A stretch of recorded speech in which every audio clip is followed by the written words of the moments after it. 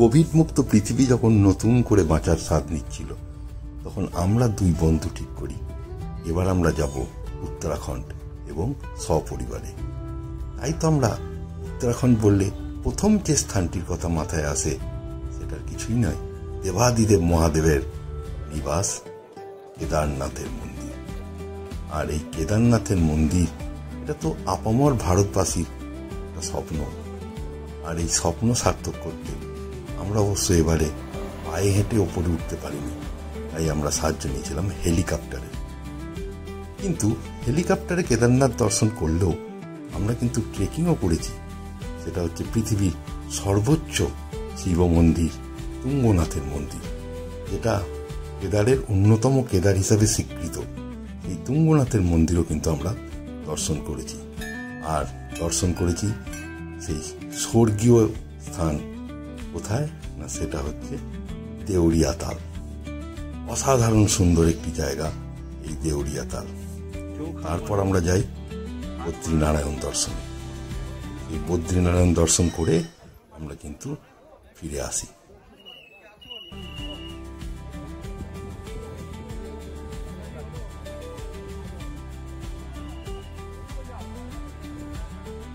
তাই নিউ দিল্লি স্টেশনে পৌঁছিয়ে আমরা আমাদের ব্যাগপত্রগুলোকে একটা হোটেলে রেখে বেরিয়ে পড়লাম নবনির্মিত ইন্ডিয়া গেট দর্শনে। এই ইন্ডিয়া গেট চত্বরটিকে নতুনভাবে তৈরি করা হয়েছে, তাই কিছু সময় থাকায় সেই সুযোগও হাতছাড়া করলাম না। এই সমগ্র বিষয়টি আমার এই ব্লগে থাকবে, দেখতে থাকুন আমার ব্লগ অভিজিৎ ট্রাভেলগ।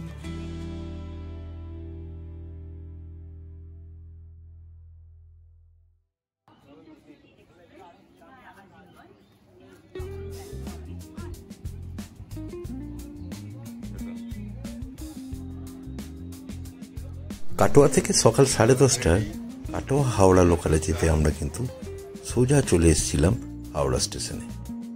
তো হাওড়া স্টেশনে পৌঁছিয়ে আমরা কিন্তু লাঞ্চ করে নিয়েছিলাম ফুড প্লাজাতে এবং তারপর প্ল্যাটফর্মে এসে ওয়েট করছিলাম আমাদের ট্রেনের জন্য।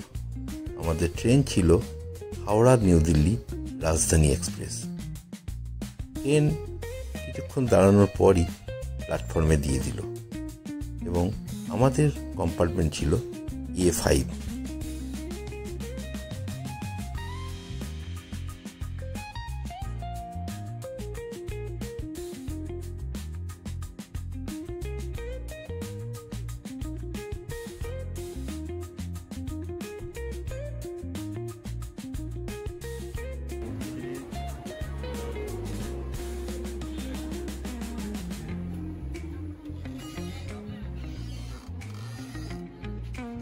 এই কোচটাই এই কম্পার্টমেন্টের এই জায়গাটা আমাদের পড়ে সাধারণত, সেটা রাজধানী হোক শতাব্দী হোক যে কোনো কম্পার্টমেন্টই, এবং এইখানে সারাক্ষণ ধরে লোক এসে যায়। আর উপায়ও কিছু নেই, যাই হোক আমাদের এই সিটে আমরা এখন রয়েছি চারজন। রাজধানীর অবস্থা দিনকে দিন খারাপ হয়ে যাচ্ছে। ঝড় মার্কা পুরোনো গাড়ি, এত টাকা ভাড়া নিচ্ছে এই কোম্পানি,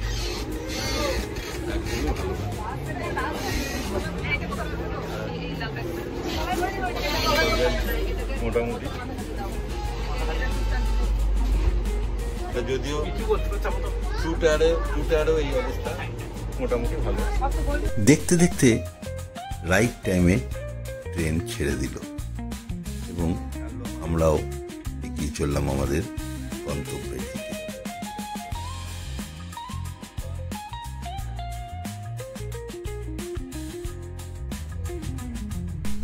বিকেলের রক্তিম আলো এ মায়াবী পরিবেশের সৃষ্টি করেছে, তা এক কথায় অনবদ্য। সেই দৃশ্য দেখতে দেখতে আমরা এগিয়ে চললাম নিউ দিল্লির দিকে।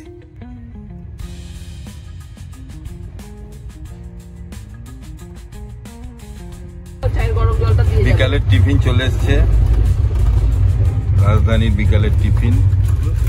আপাতত আমরা কোনটা খাবো, কোনটা ফেলে দেবো, কোনটা রাখবো ভাবছি।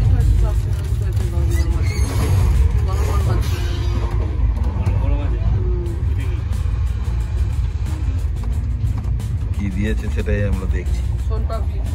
সোনপাপড়ি, সেটা আবার গরম। সোনপাপড়ি গরম না, ওর মধ্যে প্যাটিস জাতীয় কিছু হবে হয়তো। তেলে ভাজা কিছু আছে। আরে যেগুলো খাবেন সেগুলো রেখে দাও, রেখে দাও। দেখতে দেখতে আমরা ধানবাদ পৌঁছে গেলাম। আর এই ধানবাদে আমাদের সঙ্গে দেখা করতে এলো পাপির সম্বন্ধী অর্থাৎ চৈতালির দাদা। খুবই ভালো লাগলো যে এত দূরে এসে কোনো আত্মীয় যদি দেখা করতে আসে ট্রেনে, সেটা সত্যি আনন্দের হয়ে ওঠে।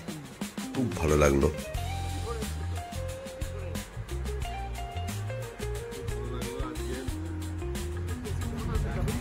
এই ধানবাদই ডিনার চলে এলো। জিরা রাইস, চিকেন, ডাল, রুটি, দই। রাজধানী এক্সপ্রেসের ডিনার। টেস্ট কেমন? টেস্টটা করে কেউ করিনি, দেখি কেমন টেস্ট বাপি? তোমার কেমন লাগছে গোপা? দেখে তো ভালো, গন্ধে তো খুব সুন্দরই বেরোচ্ছে, ভালো তো লাগছে। আমি খুব কষ্ট করে সেটা শুধু আমরা খেয়েই যাচ্ছি সবাই।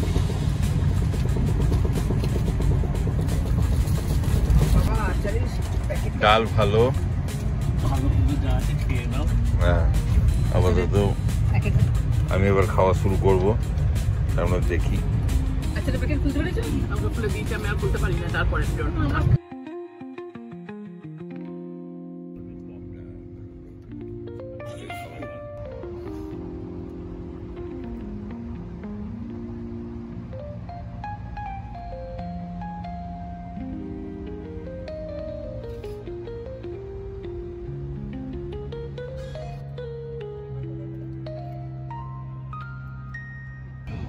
বেডটি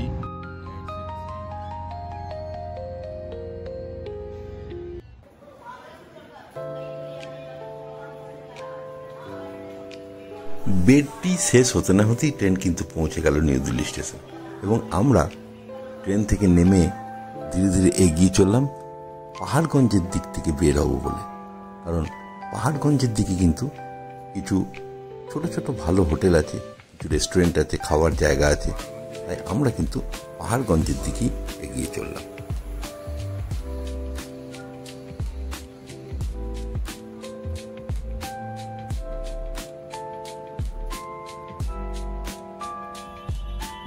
নিউ দিল্লি স্টেশনের ঠিক এন্ট্রি গেটের উল্টো দিকে একটা হোটেলে আমরা একটা রুম ভাড়া নিলাম 1000 টাকার বিনিময়ে। রুমটা যথেষ্টই ভালো, পরিষ্কার পরিচ্ছন্ন। আমরা একটু এখানে ফ্রেশ হয়ে নিলাম, এবং আমাদের ইচ্ছা যে মাঝে যে কিছুক্ষণ সময় রয়েছে সেই সময়ের মধ্যে আমরা কিন্তু কাছাকাছি ইন্ডিয়া গেটকে যে নতুনভাবে যে তৈরি করা হয়েছে, ইন্ডিয়া গেটের চত্বরটাকে নতুনভাবে সাজানো হয়েছে, সেটা একটু দেখতে যাব। তাই আমরা রেডি হয়ে বেরোবো, এটাই ঠিক করলাম।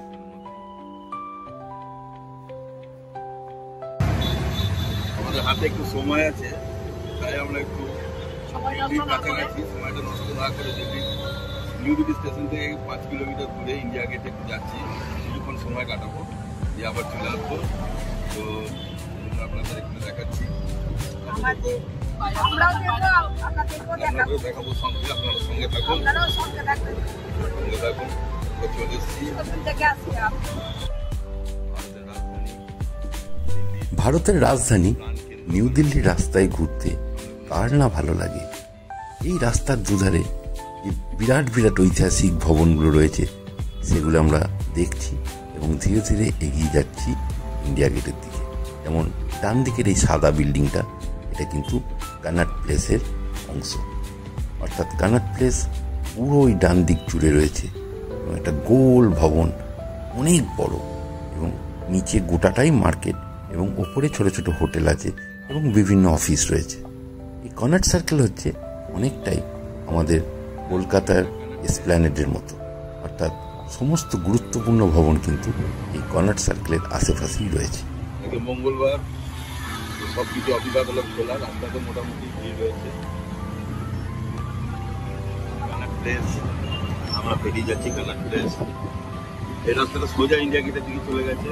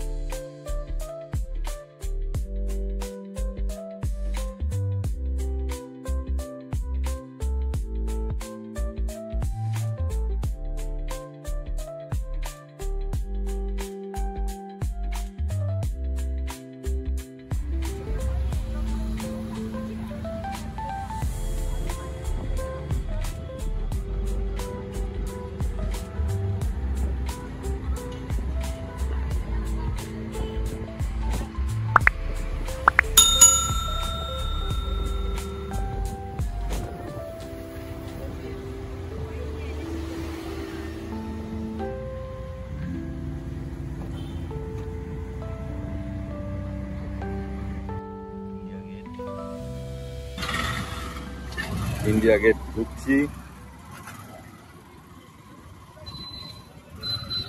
ভারতের রাজধানী, সে বিশ্ববিখ্যাত ইন্ডিয়া গেট। ভীষণ সুন্দর জায়গা।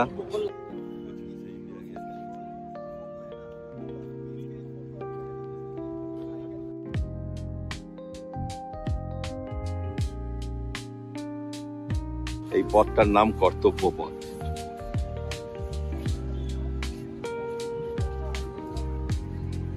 নতুন হয়েছে এই জায়গাটা, সম্পূর্ণভাবে নিউ।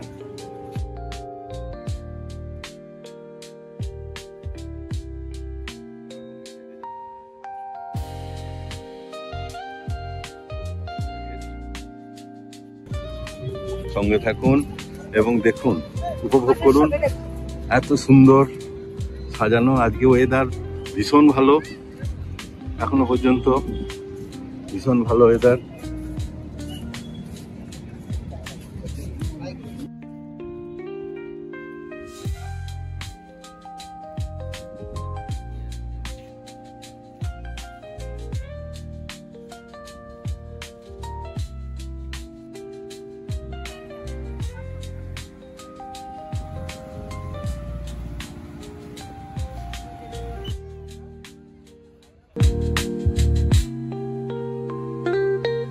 ইন্ডিয়া গেটের ভেতরে বিভিন্ন জায়গায় সুন্দর একটি ফোয়ারা নির্মাণ করা হয়েছে, কিন্তু আমরা এখন তো ফোয়ারাটা চালু নেই, তো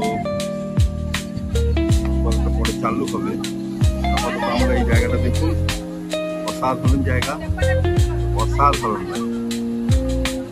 সুন্দর সাজানো। নয়াদিল্লির একটি বিখ্যাত যুদ্ধ স্মারক, প্রথম বিশ্বযুদ্ধ এবং তৃতীয় অ্যাংলো আফগান যুদ্ধে নিহত ভারতীয় সৈন্যদের স্মরণে নির্মিত হয়েছিল। স্যার এডুইন লুটিয়েন্স এর নকশায় প্যারিসের আর্ক দে ট্রায়াম্ফের আদলে 1931 সালে এটি তৈরি করেছিলেন।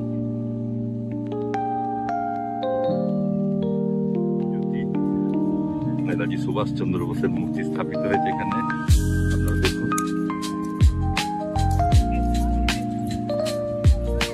এখন নিউ দিল্লি অনেক পরিবর্তন। নেই নেই, সুন্দরভাবে আমরা এখানে আসছি। হ্যাঁ হ্যাঁ,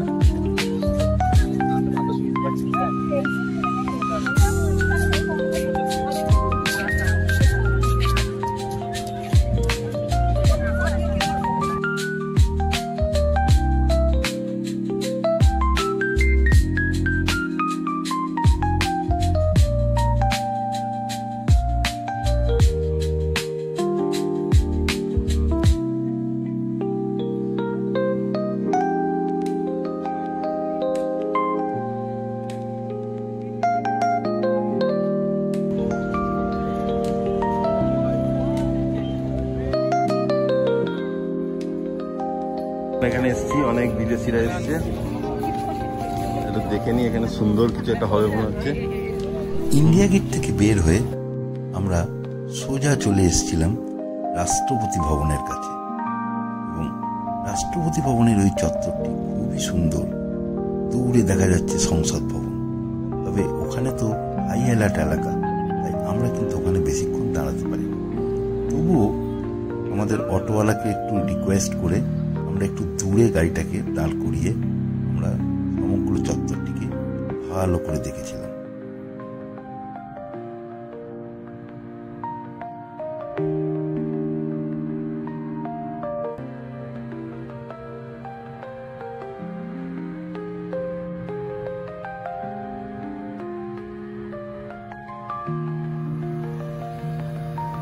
এরপর আমরা সোজা চলে এসেছিলাম কিন্তু নিউ দিল্লি স্টেশনে, কারণ আমাদের নিউ দিল্লি দেরাদুন জনশতাব্দী এক্সপ্রেসের সময় ছিল বিকেলবেলায়, এবং তাই আমরা স্টেশনে পৌঁছে গেলাম।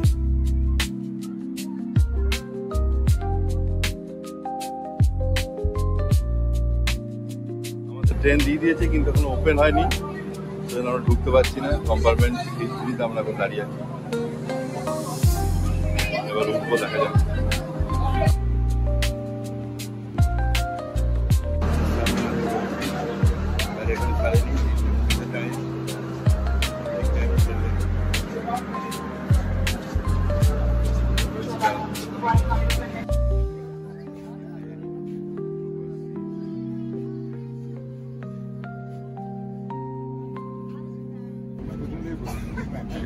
ছাড়লো আমাদের ট্রেন, এতগুলো ছেড়ে আমরা এগোচ্ছি, ট্রেন এগিয়ে যাচ্ছে।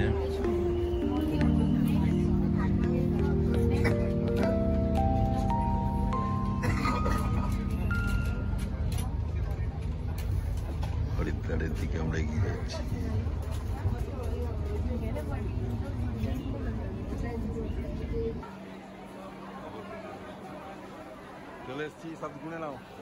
একদম রাইট টাইমে ট্রেন হরিদ্বার স্টেশনে পৌঁছে গেল। আমরা স্টেশনে নেমে ধীরে ধীরে এগিয়ে চললাম আমাদের হোটেলের দিকে। আর হোটেলে ব্যাগপত্র রেখেই বেরিয়ে পড়লাম হরকি পিয়ারি ঘাটের উদ্দেশ্যে। কারণ যদি সন্ধ্যা আরতির কিছুটা এখনো দেখা যায়, সেই জন্য আমরা বেশিক্ষণ আর ওয়েট করিনি হোটেলে। প্রথমেই আমরা সন্ধ্যা আরতি দেখার জন্য হরকি পিয়ারি ঘাটের দিকে চলতে লাগলো।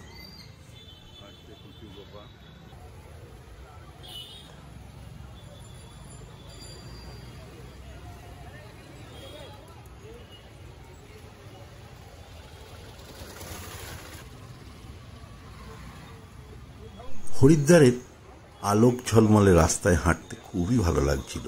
দুদিকের দোকানপাট বাজার দেখতে দেখতে আমরা এগিয়ে চললাম হরকি পিয়ারি ঘাটের উদ্দেশ্যে। কিছুটা যাওয়ার পর একটা টোটো করে নিলাম, এবং যাতে তাড়াতাড়ি আমরা ওখানে পৌঁছাতে পারি তাই টোটো করে আমরা চলে এলাম হরকি পিয়ারি ঘাটে। কিন্তু সন্ধ্যা আরতি সব শেষ হয়ে গেছে। যাই হোক, আমাদের চিন্তার কারণ নেই, কারণ আমরা কেদার দর্শন করে ফিরে এই হরিদ্বারে 2 দিন থাকবো এরকম আমাদের প্ল্যান করা ছিল। তাই চিন্তা করে আর লাভ নেই। আজকে আমরা সন্ধ্যের হরকি পিয়ারি ঘাটের পরিবেশটাকে দেখেই সন্তুষ্ট থাকলাম।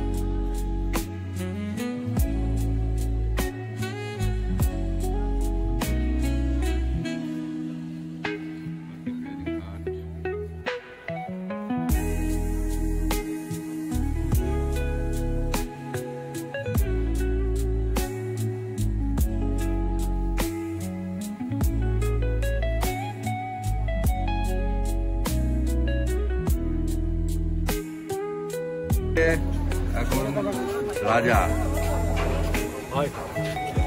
রাজা অ্যাকচুয়ালি আমাদের বুলু পিসির ছেলে। তো এখানে এসছে, তো ফেসবুকে দেখে হঠাৎ বললো যে, মানে ফেসবুক থেকে হঠাৎ হয়ে গেল যে আমরা একই জায়গায় আছি, অতএব ও আছে। তো সেই জন্য আমরা দুজনেই চলে এলাম, আমরা দেখা হয়ে গেল। বাহ, খুব ভালোই লাগলো। তো আমাদের এনজয় হচ্ছে।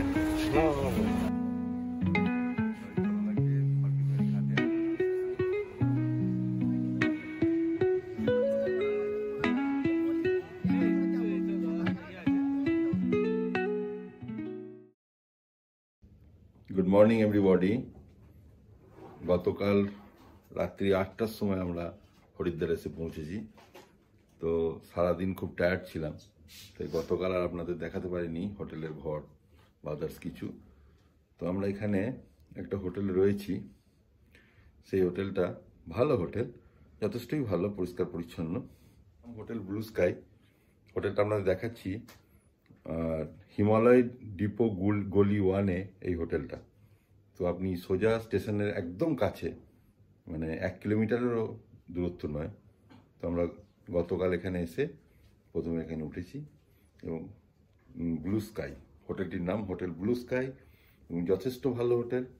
আপনারা এখানে কিন্তু আসতে পারলেন। এন্ট্রান্স, এসি আছে, ফল সিলিংও করা রয়েছে, টিভিও রয়েছে এবং সর্বোপরি একটা সুন্দর জানলা রয়েছে যেখান থেকে বাইরের আউটসাইডটা দেখা যাচ্ছে। দেখুন যথেষ্টই ভালো, যথেষ্টই বড় এবং খুব পরিষ্কার পরিচ্ছন্ন, ক্লিন, নিট অ্যান্ড ক্লিন। দেখুন কমোড রয়েছে,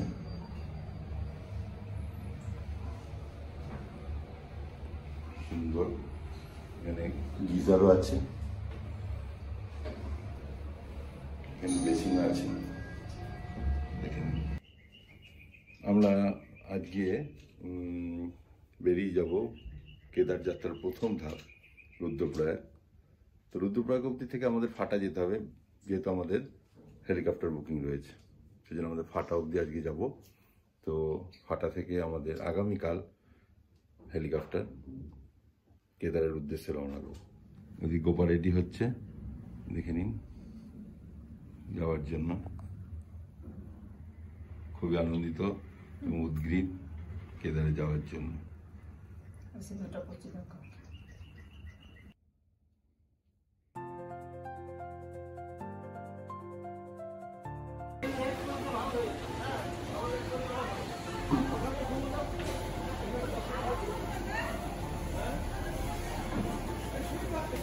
আমাদের গাড়ি চলে এসছে, এখন আমরা যাব কেদারের দিকে।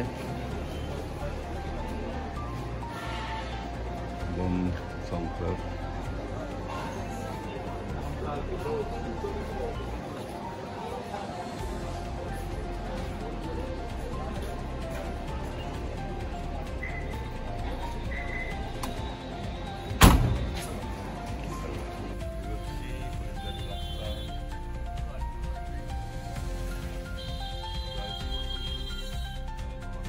হরিদ্বার থেকে সকাল সকাল ব্রেকফাস্ট করে আমরা বেরিয়ে পড়লাম। আজকে আমাদের গন্তব্য ফাটা, পথে পড়বে দেবপ্রয়াগ এবং রুদ্রপ্রয়াগ। খুব সুন্দর পরিবেশ, রোদ উঠেছে। কেদারনাথ যাত্রার খুবই ভালো যাচ্ছে। বুকিং মোটামুটি 15ই সেপ্টেম্বর শুরু হয়। যদি কেউ সেপ্টেম্বর অক্টোবরে এই সিজনে যেতে চায়, এবং বিভিন্ন কোম্পানি রয়েছে, সিরসি, ফাটা এবং গুপ্তকাশী, এই 3 জায়গা থেকে কিন্তু হেলিকপ্টার ছাড়ে, অর্থাৎ এই 3 জায়গাতেই কিন্তু হেলিপ্যাড রয়েছে। বিভিন্ন কোম্পানির মধ্যে রয়েছে ভারত এভিয়েশন, এরিয়ান এভিয়েশন, এই দুটো কোম্পানি কিন্তু গুপ্তকাশী থেকে হেলিপ্যাড থেকে এদের হেলিকপ্টার ছাড়ে। আর ফাটা থেকে ছাড়ে পবনহংসের থাম্বি এভিয়েশন এবং গ্লোবাল ভেক্ট্রা হেলিকর্পে। আমাদের কিন্তু থাম্বি এভিয়েশনে টিকিট ছিল।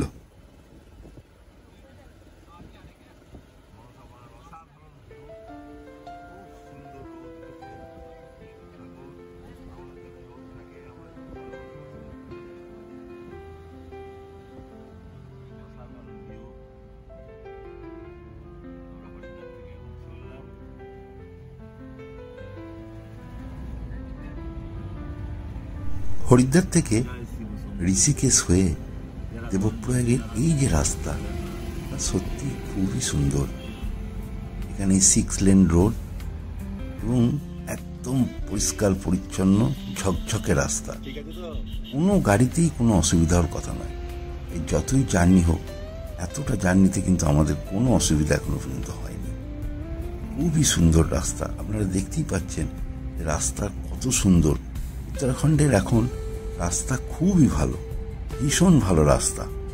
আর চারিদিকের দৃশ্য তো এক কথায় অবর্ণনীয়। এই দৃশ্য দেখতে দেখতে আমরা তো এগিয়ে চললাম দেবপ্রয়াগের দিকে।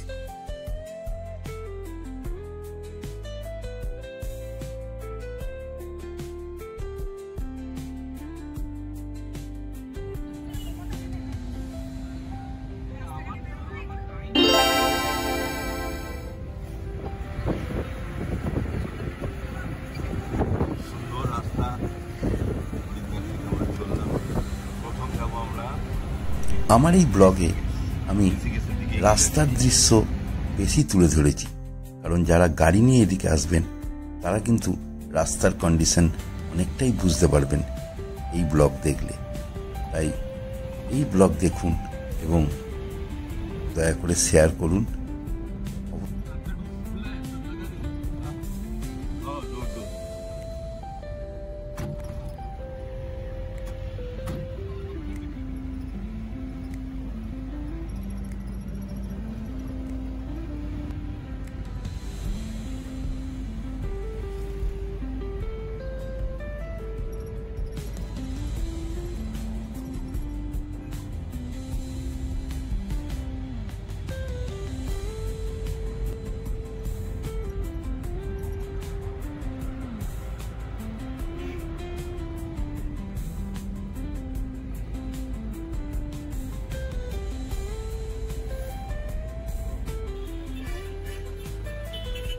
দেখতে দেখতে আমরা ঋষিকেশে চলে এলাম।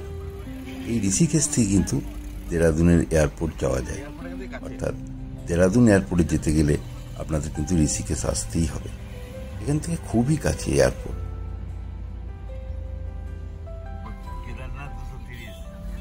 ধীরে ধীরে আমরা ঋষিকেশ পেরিয়ে যাচ্ছি এবং আমরা দেখুন এই যে নদীটা, এই যে নদীর ওপর আমরা এখন পেরোচ্ছি, এই নদীটি কিন্তু চন্দ্রভাগা নদী।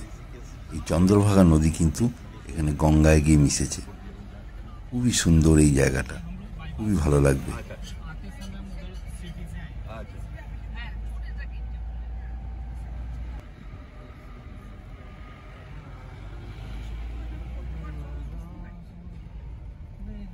এই যে রাস্তাটা, এটা কিন্তু ঋষিকেশ বাইপাস। আসল ঋষিকেশের গঙ্গার ধার দিয়ে যে রাস্তাটা আছে, অর্থাৎ যেখানে লক্ষ্মণঝুলা রামঝুলা আছে, সেটা কিন্তু ভেতরের দিকে। আমরা আসার সময় ওই লক্ষ্মণঝুলা রামঝুলা দেখার জন্য ভেতরের দিক দিয়ে ফিরব, কিন্তু এখন যেহেতু আমাদেরকে অনেক রাস্তা অতিক্রম করতে হবে, তাই আমরা এই ঋষিকেশ বাইপাস ধরে তাড়াতাড়ি এখান থেকে বেরিয়ে যাচ্ছি।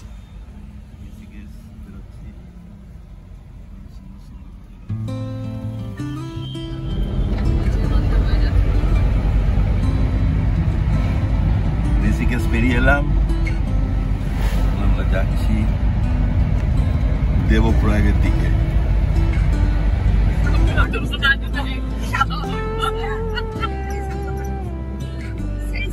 অসাধারণ সৌন্দর্য আমাদের সামনে উত্তরাখণ্ডের ঋষিকেশ থেকে আমরা এগিয়ে চলেছি ধীরে ধীরে রুদ্রপ্রয়াগের দিকে।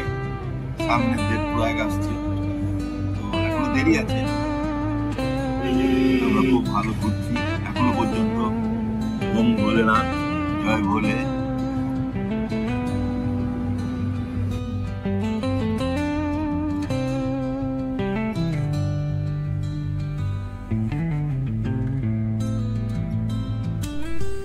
গোপা, চৈতালি, বাপি এবং আমি, এবারে আমরা এই চারজনই আমরা কিন্তু সমগ্র উত্তরাখণ্ড ঘুরব প্ল্যান করেছি। সমগ্র উত্তরাখণ্ড হবে না, কেদারনাথ, বদ্রীনাথ তো থাকছেই, তার সঙ্গে তুঙ্গনাথ এটাও দেখব এবং পারলে দেউড়িয়াতালও যাব।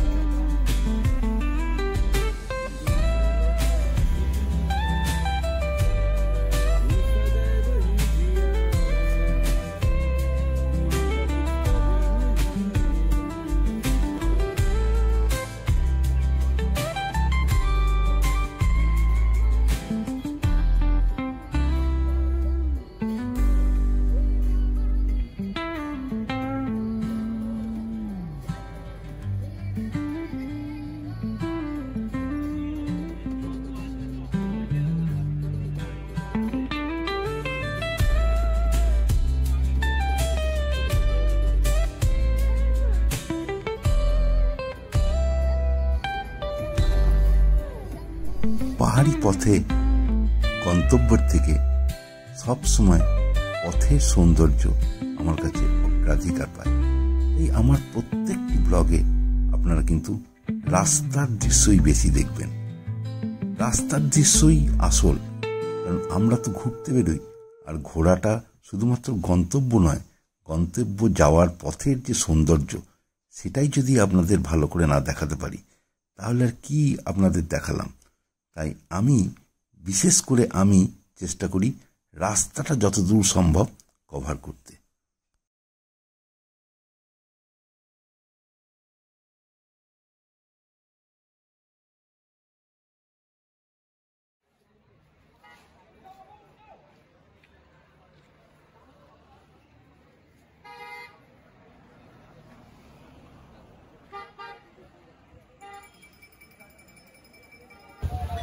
রয়েছি তিন ধারা, মাত্র 14 কিলোমিটার পরই দেবপ্রয়াগ। তো আমরা একটু টিফিন করার জন্য এখানে দাঁড়িয়েছি, আমাদের ড্রাইভার সাহেব টিফিন করবে, সেই জন্য এখানে সমস্ত টুরিস্ট গাড়ি দাঁড়ায় এবং তাদের ব্রেকফাস্ট করে নিতে পারে। অনেক হোটেল আছে। এই তিন ধারার পরিবেশটি কিন্তু খুব সুন্দর, চারিদিকে সবুজ পাহাড় আর নিচে বয়ে যাচ্ছে নদী। এই নদীটাই মনে হয় গঙ্গাই হবে।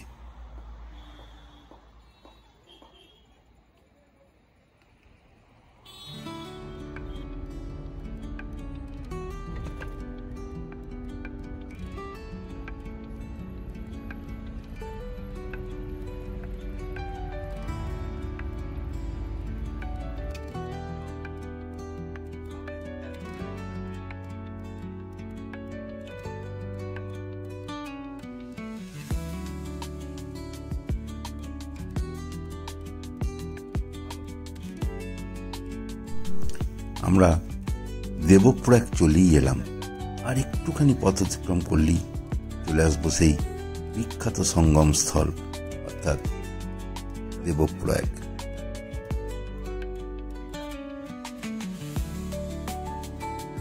দেবপ্রয়াগ ঢুকছি আস্তে আস্তে, আমরা ধীরে ধীরে আসছি দেবপ্রয়াগ, সেই বিশ্ববিখ্যাত দেবপ্রয়াগ।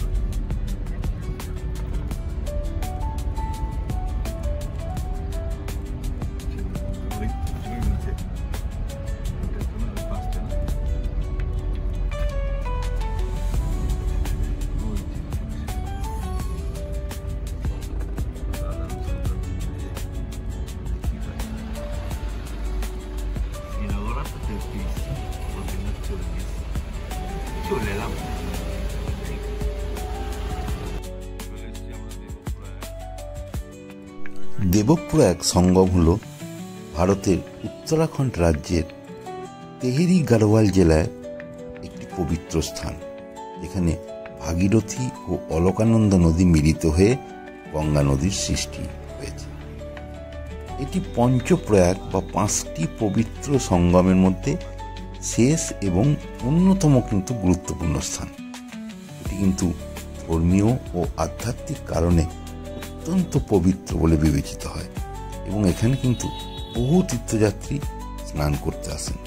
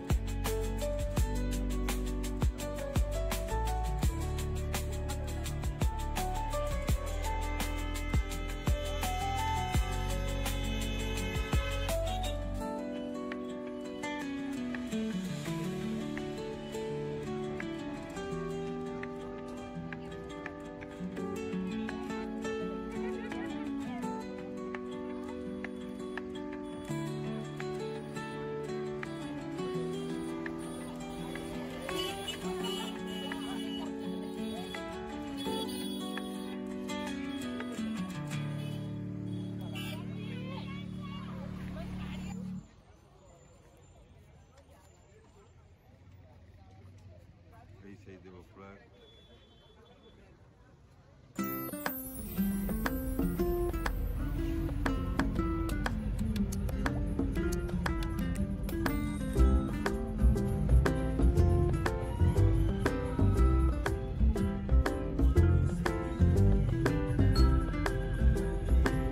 দেবপ্রয়াগ দর্শন করে আমরা এগিয়ে চললাম উত্তরাখণ্ডের শ্রীনগর শহরের দিকে এবং এখানে দর্শন করব ধারী মাতার, অর্থাৎ সেই ধারী মাতার মন্দির, যে মন্দিরের আমরা জানি যে মায়ের রূপ 3 বার কিন্তু প্রত্যেক দিন চেঞ্জ হয়।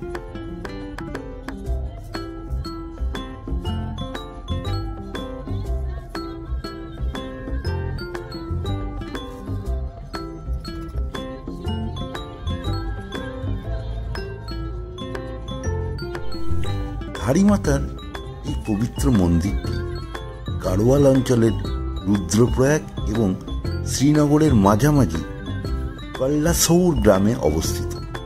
মন্দিরটি কিন্তু উত্তরাখণ্ডের গাড়োয়াল হিমালয় অঞ্চলে অলকানন্দা নদীর তীরে প্রায় 1837 ফুট উঁচুতে অবস্থিত। ওই মন্দিরের কাছেই কিন্তু আমরা এবার আসছি। আপনারাও দেখুন ওই মন্দির।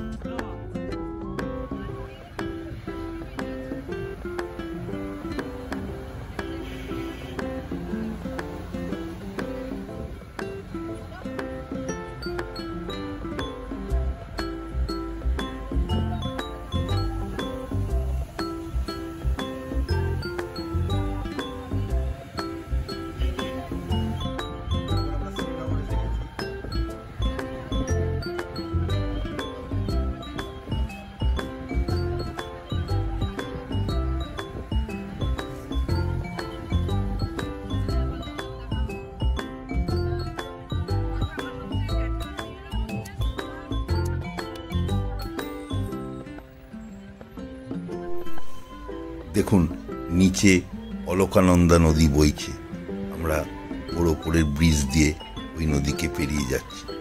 এবার আমরা শ্রীনগর শহরে কিন্তু প্রবেশ করছি, আর এই শ্রীনগর শহরেই কিন্তু ওই ধারী মাতার মন্দিরটি রয়েছে।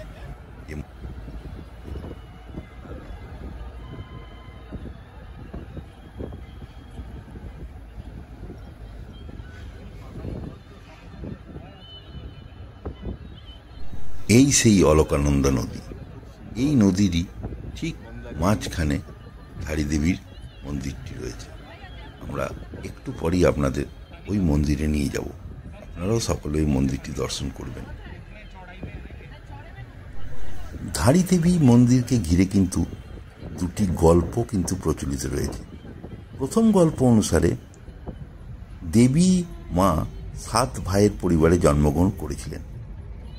অল্প বয়সে বাবা মাকে হারানোর পরে মা তার 7 ভাইয়ের কাছে লালিত পালিত হন, যাদের তিনি খুব ভালোবাসতেন। কিন্তু ভাইয়েরা বুঝতে পেরেছিলেন যে তার বোনের নক্ষত্র তাদের জন্য ভারী। মা ধারী দেবীর 5 ভাই কোনো কারণে মারা যান। এই ভয়ে বাকি 2 ভাই তাদের স্ত্রীদের নিয়ে দেবীর বিরুদ্ধে ষড়যন্ত্র করে। যখন তার 2 ভাই তার মাথা কেটে নদীতে ভাসিয়ে দেয়, তখন তার বয়স ছিল 13 বছর। ধারা গ্রামের কাছে কল্লাসৌরে মাথাটি অলকানন্দা নদীর দিকে ভেসে গেল। প্রহরী লক্ষ্য করল এবং ভাবল একটি মেয়ে ডুবে যাচ্ছে। সে বাঁচাতে চাইল, কিন্তু জলের গভীরতা তাকে ভয় দেখালো। এরপর একটি ঐশ্বরিক কণ্ঠস্বর মেয়েটিকে বাঁচানোর জন্য নিবেদিত হয় এবং তাকে নিরাপত্তার আশ্বাস দেয়। জলে থাকা মেয়েটির মূর্তির কাছে গিয়ে তিনি দেখতে পান যে এটি ঠিক সামনে একটা স্বর্গীয় কণ্ঠস্বর তাদের বলে সেই মাথাটি পাথরের ওপর মূর্তি হিসেবে রাখতে, যেখানে আজ ভক্তরা 4 ধাম এবং উত্তরাখণ্ডের রক্ষক ধরী দেবীর পুজো করেন।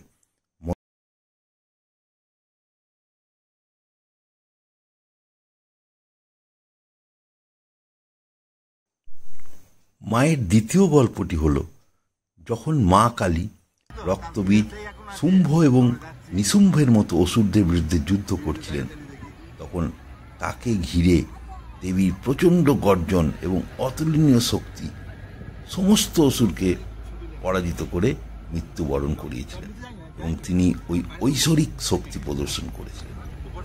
দেবী যন্ত্রণা ও অনিয়ন্ত্রিত অবস্থায় দেবীকে শান্ত করার জন্য শিব মাটিতে শুয়ে পড়লেন। মা কালী সব কিছু ভেঙে ফেলার জন্য এগিয়ে গেলেন এবং অজান্তেই শিবের পেটে পা রাখলেন। এটি দেখে তার জিভ বেরিয়ে এলো। স্বামীর উপর পা রাখার অপরাধে দেবী অন্যান্য দেবতাদের কাছে তার দেহ খুলে দিতে বলেছিলেন। ধরী দেবী সেই স্থান যেখানে দেবীকে শান্ত করা হয়েছিল এবং তার উপরের অংশে রাখা হয়েছিল, তাই এটিকে শ্রীক্ষেত্রও বলা হয়।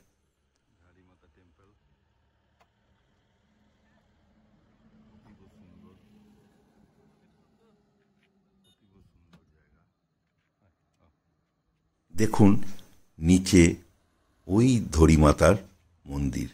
আমরা এবার ওই মন্দিরে প্রবেশ করব।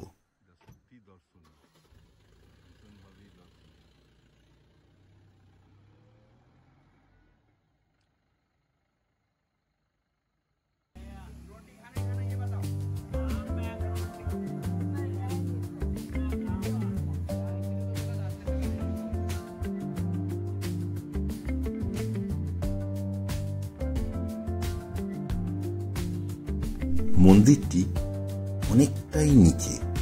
আমরা তো নামার সময় খুব সহজেই নিচে নামতে লাগলাম এবং ওটার সময় যে খুবই কষ্ট হবে সেটা নামার সময় কিন্তু বুঝতে পেরেছিলাম। কিন্তু তবুও মায়ের দর্শন আমাদের করতেই হবে, তাই যতই কষ্ট হোক আমরা নিচে নামতে লাগলাম।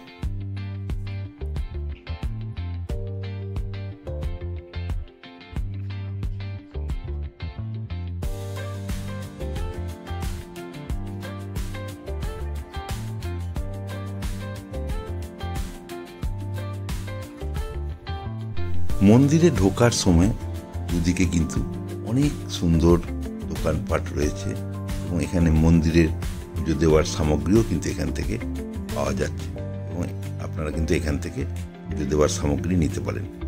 এই যে ব্রিজটা, এই ব্রিজটা পেরিয়ে কিন্তু মন্দিরে ঢুকতে হবে। জানি না ভেতরে হয়তো ফটোগ্রাফি করতে দেবে না, তবুও যতটা যাওয়া যায় আমরা আপনাদের দেখাচ্ছি। মানে যতটা ফটোগ্রাফি আমি করতে পারবো ততটা আমি আপনাদের দেখাবো। হয়তো লাস্টে মায়ের মূর্তিটাকে কিন্তু আমরা দেখাতে পারবো না।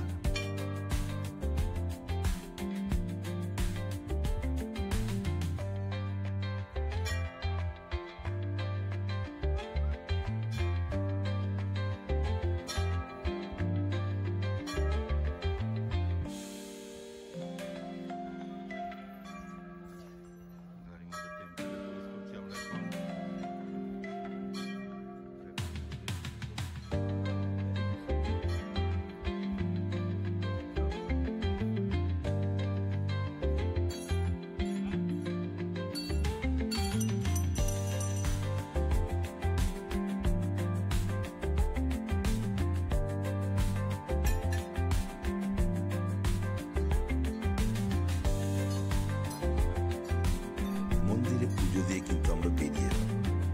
এবার আমরা পাশের একটি ব্রিজ, এই ব্রিজটা কিন্তু ঝুলন্ত, এই ব্রিজের ওপর উঠবো এবং আমরা দেখাবো ব্রিজের ওপর ওঠার পর আমাদের অভিজ্ঞতা কি হয়েছে।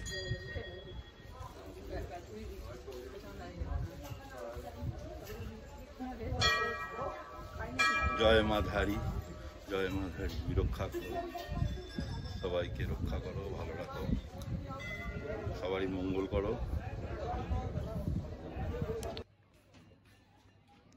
অসাধারণ সৌন্দর্য।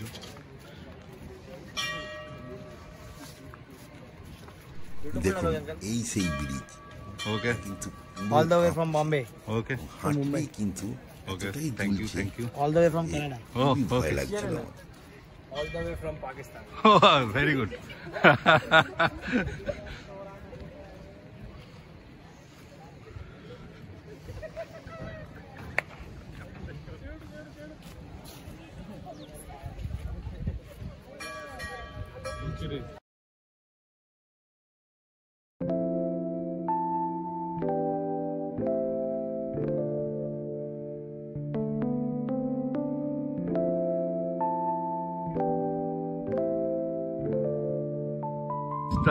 দুলছে, দেখুন ঝুলন্ত ব্রিজ এবং সেই ব্রিজ থেকে ধারী মাকে দেখছি।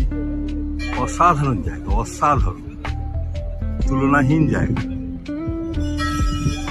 অসাধারণ প্লেস।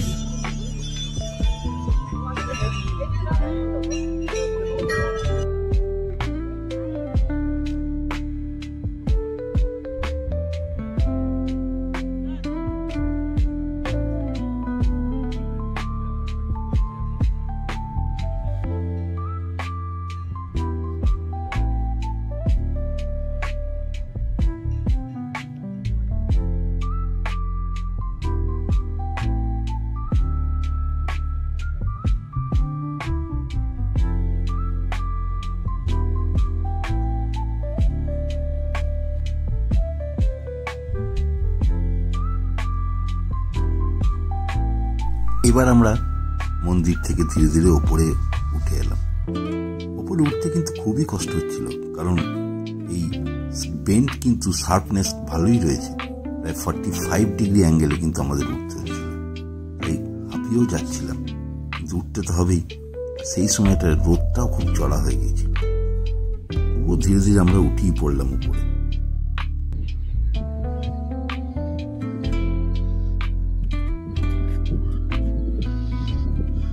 প্রচন্ড serve, 45 degree hike, 45 degree hike. আমরা উঠছি এখন 45 ডিগ্রি।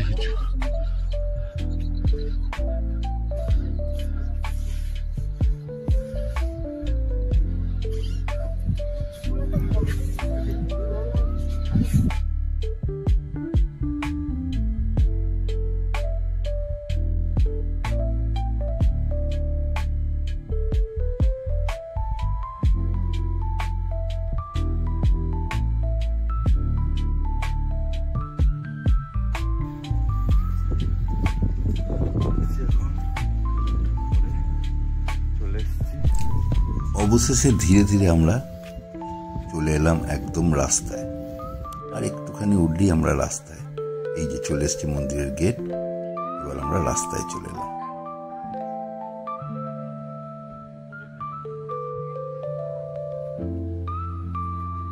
ছোট করে চা ব্রেক আমাদের, এখান থেকে চা খেলাম, খুব সুন্দর চা। এখনো খাওয়া শেষ হয়নি, সমস্ত গাড়ি দাঁড়িয়েছে।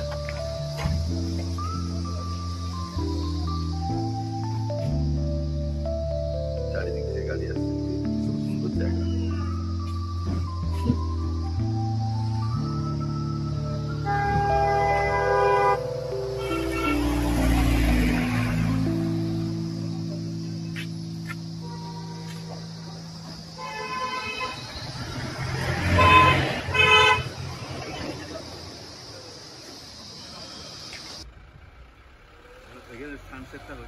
এবার আমরা এগিয়ে চললাম ফাটার উদ্দেশ্যে, অর্থাৎ ফাটাতেই আমাদের আজকে রাত্রি যাপন হবে, এবং কালকে আমরা ওখান থেকে চলে যাব কেদারনাথ হেলিকপ্টারে।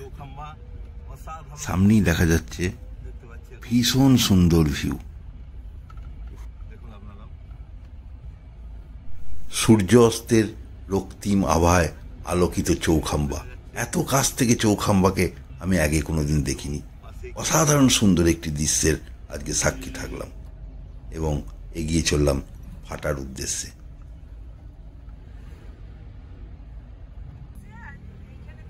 আজকের ব্লগটিকে এখানেই শেষ করছি, আর এর পরের ব্লগে আমরা শুরু করব হেলিকপ্টারে কেদারনাথ যাত্রা। ভালো থাকবেন সকলে, ধন্যবাদ, শুভরাত্রি।